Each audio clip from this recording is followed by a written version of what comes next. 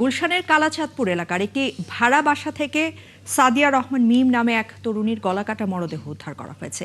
Police জানিয়েছে, এ নিয়ে তারা তদন্ত করছেন কিভাবে এবং কারা এই হত্যাকাণ্ডটি ঘটিয়েছে। আর স্বজনদের সন্দেহের তীর তরুণীর রুমমেটের দিকে। এরই মধ্যে রুমমেট নুসরাত এবং তার ছেলে বন্ধু সহ 4 জনকে আটক করেছে পুলিশ। আরও জানাচ্ছেন নাদিয়া শারমিন।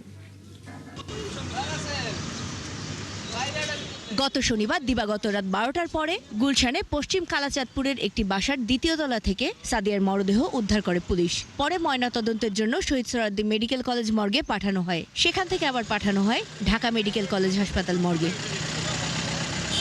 হত্যার আগে সে ধর্ষণের শিকার হয়েছিল কিনা তার মতামতও জানতে চাওয়া হয়েছে ময়নাতদন্তকারী চিকিৎসকদের কাছে।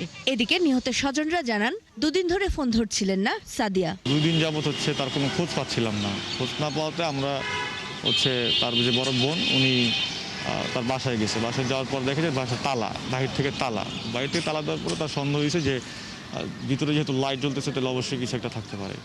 তো সেক্ষেত্রে সে তালা ভেঙে পরে ঢুকে দেখে এই অবস্থা। পরিবারের সদস্যরা বলছেন, 2 দিন আগেই গ্রামের বাড়িতে চলে যায় তার সহকর্মী ও রুমমেট নুসরাত।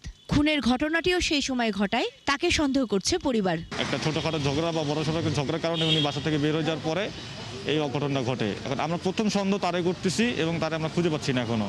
পাশাপাশি তার যে সার্কেল, একটা ক্লোজ যে সার্কেলটা, তার প্রতি আমরা একটা সন্দেহ রাখছি আর কি। এ ঘটনায় মামলা করেছেন নিহতের বোন শাহিদা আক্তার।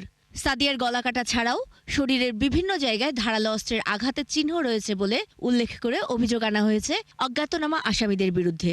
লাশ উদ্ধারের পর রোববার রুমমেট নুসরাত সহ কয়েকজনকে জিজ্ঞাসাবাদ করছে পুলিশ। যেহেতু ঘটনাস্থলে কোনো সিসিটিভি ফুটেজ আমরা এখনো পাইনি, এর বাইরে অন্যান্য যেসব সম্ভাব্য কারণ থাকতে পারে সেগুলো মাথায় রেখেই আমরা তদন্ত কার্যটা পরিচালনা করছি।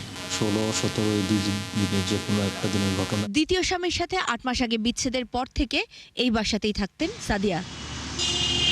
নাদিয়া শারমিন, 71, ঢাকা।